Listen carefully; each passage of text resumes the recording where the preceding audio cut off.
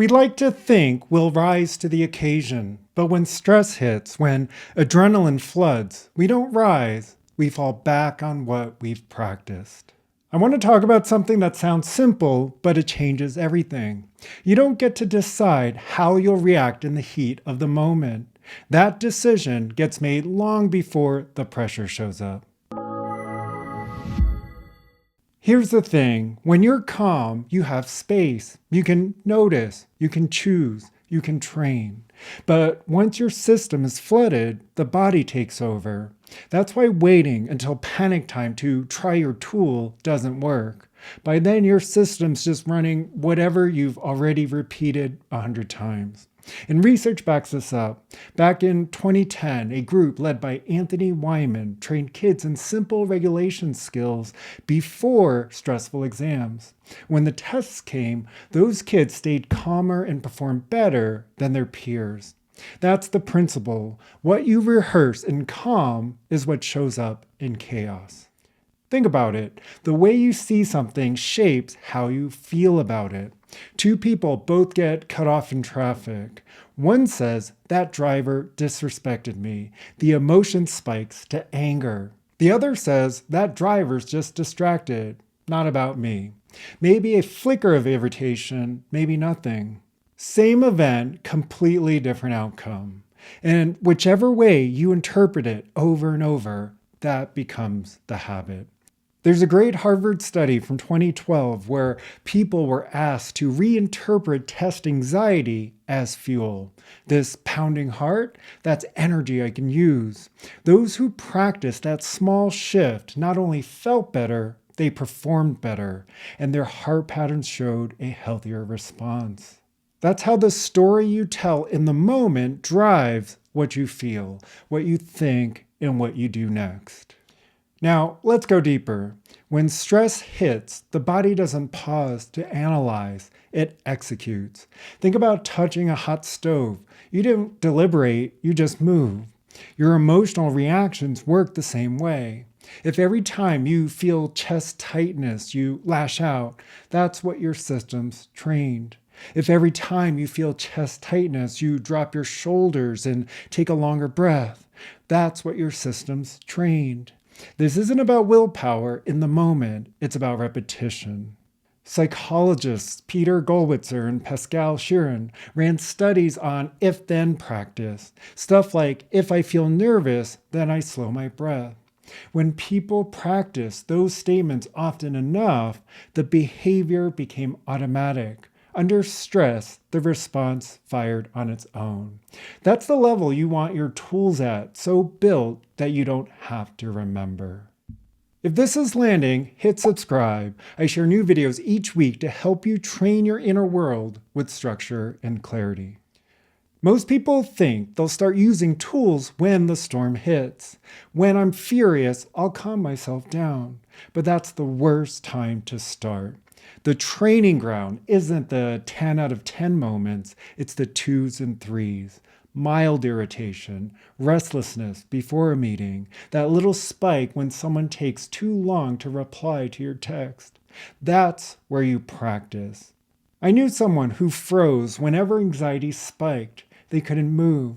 But once they started practicing redirections at lower levels, even something as simple as loosening the jaw or taking a slower exhale, the next time anxiety jumped higher, their body knew what to do. There's brain science on this too. A 2011 Stanford study showed that people who practiced reframing low-intensity stress actually rewired connections between the frontal cortex and the amygdala, the part of the brain that fires alarm signals. That wiring made it easier to stay steady when the pressure ramped up. So don't wait for the hurricane, train in the light rain. So let's make this practical. If you tell yourself this deadline is impossible, your body locks up, you feel overwhelmed. Thoughts of failure spiral, you avoid, and that loop gets stronger. But if you tell a different story, this is fuel for focus. Your body steadies, your thoughts shift toward, I can tackle the next piece. You take action. That loop gets stronger instead. And whatever loop you run the most, that's what becomes your default. It shows up in physiology too. In 2003, Paul Layer and colleagues had people practice slow-paced breathing with heart rate variability biofeedback. After weeks of daily practice, their heart rhythms under stress were calmer, steadier. They hadn't just felt better in the moment, they had built a new baseline. That's what repetition does. It rewires what your body expects. If you're listening and thinking, this sounds like me, you're not broken. You've just been rehearsing a pattern that doesn't serve you anymore, and that can be retrained. So here's the question. What are you rehearsing every day? Not what you'll do when the crisis hits, not the state you hope you'll remember when life's on fire, but in the ordinary moments, what are you repeating? Every time you let irritation run its course, you strengthen irritation. Every time you redirect into steadiness, even for a couple of breaths, you strengthen steadiness. It's not about being perfect, it's about which direction you're reinforcing. There's a 2008 study out of London that tracked how long it takes to form a habit. The researchers found it wasn't a single decision that mattered, it was small daily choices repeated until the behavior became automatic. Emotional states work the same way. You don't need a breakthrough, you need reps. So let's bring it down to earth. It's late at night, your boss emails, need this first thing tomorrow. If your loop is panic, you stress, toss and turn, get no rest.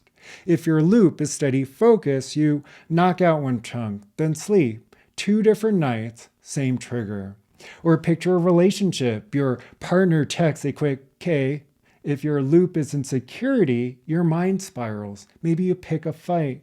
If your loop is steadiness, you shrug it off and check in later.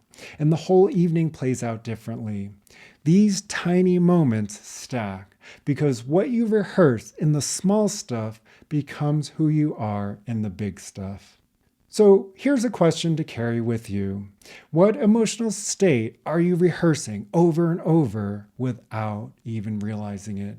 Because that's the state that will show up when life turns up the heat. And over time, it doesn't just shape your reactions, it shapes who you become. Think about sports or music. A basketball player doesn't wait for the championship to figure out a free throw. A pianist doesn't wait for the concert to learn their scales. They practice until it's automatic. Emotions are no different. When you practice redirecting restlessness into calm, you're building the same kind of muscle memory. When the big moment comes, your body doesn't think, it runs the pattern you've drilled. Neuroscientists studying motor learning in the early 2000s showed this clearly. Repetition wires circuits for automaticity. The same principle applies here. If you've been running irritation all day, that's what comes out under stress. If you've been training steadiness, that's what shows up instead. So let's take it one step further. What you practice doesn't just shape a reaction, it shapes identity. If irritation is your daily rehearsal, people don't just say you got irritated, they say you're irritable. If steadiness is your practice, they don't just say you stayed calm, they say you're the steady one. In 2008, researchers studying habit formation found that repetition doesn't just lock in behavior, it reshapes identity. I'm the kind of person who, is built through daily reps, not big declarations. That's why this matters so much. It's not just about calming down once in a while. It's about asking, who am I training myself to become? So pause with me here. What state are you reinforcing right now? And is it aligned with the person you want to be? Because that's the practice that decides not just your reactions, but your character. And if you're ready to stop managing symptoms and start training a steady, resilient inner state, I've built a system for that. It weaves together perception, emotion, and nervous system.